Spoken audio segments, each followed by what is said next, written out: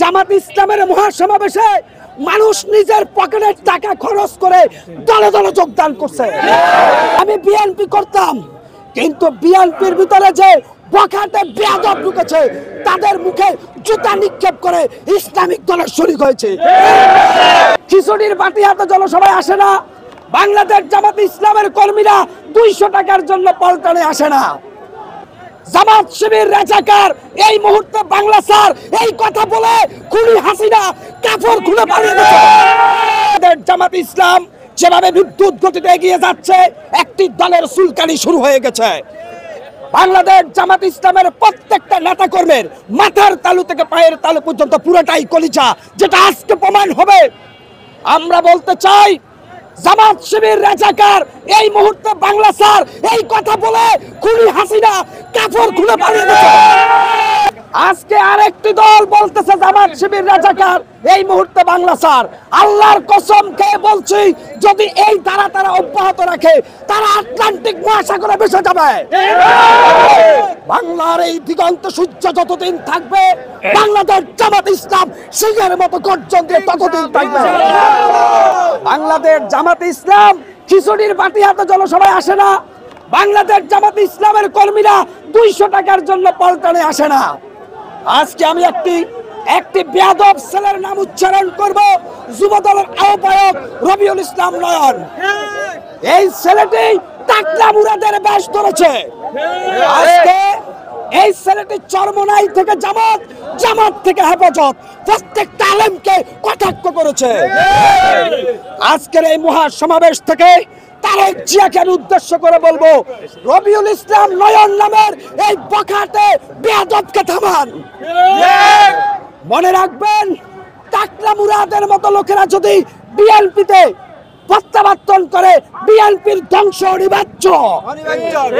আজকে আমি বলতে চাই, বাংলাদেশ জামাত ইসলামের প্রত্যেকটা নেতা কর্মী 5 ওয়াক্ত সালাত আদায় করে। বাংলাদেশ জামাত ইসলামের নেতা কর্মী বাজারে ঘাটে বিভিন্ন টেম্পো স্ট্যান্ডে চাঁদাবাজি করে না। আজকে দুঃখ লাগে, জেগেছে জনতা, জেগেছে দেশ, পথ হারাবে না বাংলাদেশ। মনে রাখবেন, বিএনপির স্থায়ী কমিটির নেতাদের বলবো, বিএনপির মিছিলে 60% কর্মী দাড়ি পাল্লাই চিল মারবে অন্ধকারে। আপনারা বিএনপির নেতৃবৃন্দ, খালেদা জিয়া জামাত ইসলামকে মন্ত্রী বানিয়েছিল, শহীদ প্রেসিডেন্ট জিয়াউর রহমান ইসলামের কট্টর সমর্থক ছিল। সেই বিএনপিতে রামার বাম ঢুকে গেছে। আপনারা যারা বাংলাদেশ জাতীয়তাবাদী দল বিএনপি রামার বামের ভাষায় কথা বলেন, তাহলে বাংলাদেশ জামাত ইসলাম 200-র বেশি সিটে জয়লাভ করা এখন সময়ের দাবি। মনে রাখবেন, প্রিয় দেশবাসী, আপনারা আমাকে চিনেন, আমি বিএনপি করতাম, কিন্তু বিএনপির ভিতরে যে বখাটে বেয়াদব ঢুকেছে তাদের মুখে জুতা নিক্ষেপ করে ইসলামিক দলের শরীক হয়েছে। কেন? শেখ হাসিনা ছিল হিন্দুত্ববাদী দালাল, যার কারণে আমরা সত্য বলতে পারি নাই।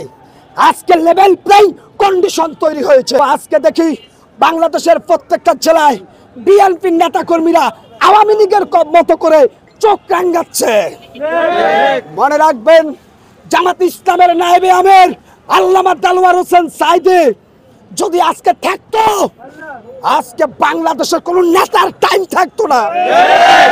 মনে রাখবেন, সিরিয়ার বাশার আল আসাদ পালিয়ে গেছে, খুনি হাসিনা পালিয়ে গেছে।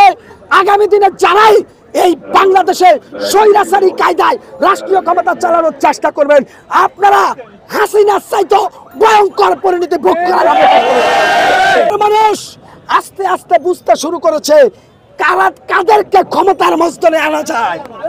অতএব তারেক রহমানের বার্তা বিএনপির নেতা কর্মীরা প্রত্যাখ্যান করেছে। তারেক রহমান তিনি বলেছেন, ভয় দেখিয়ে না, ভালোবাসা দিয়ে মানুষের মন জয় করতে। কিন্তু আজকে দেখি বিএনপির নেতা কর্মীরা আলেম ওলামাদের সাথে বেয়াদবি শুরু করছে। ইনশাআল্লাহ আগামী নির্বাচনে তাদেরকে লাল কার্ড দেওয়া হবে। আসলে বাংলাদেশে একমাত্র জামাতে ইসলাম বা ইসলামিক দল ছাড়া বাকি যারা সভা সমাবেশ করে তারা মানুষকে জোর করে হুমকি দিয়ে নিয়ে আসে। বড় ভাই ছোট ভাই কিশোর গ্যাংয়ের উপরে তারা নির্ভর করে, তাদের সাথে মুসলিম জনতা নাই। জামাত ইসলামের মহাসমাবেশে মানুষ নিজের পকেটের টাকা খরচ করে দলে দলে যোগদান করছে, কারণ হারামে আরাম নাই ভাই, হালালে বরকত। জামাত ইসলাম হালাল পথে চলে, এই জন্য তাদের সমাবেশে বরকতে বরকত পূর্ণ হয়ে গেছে।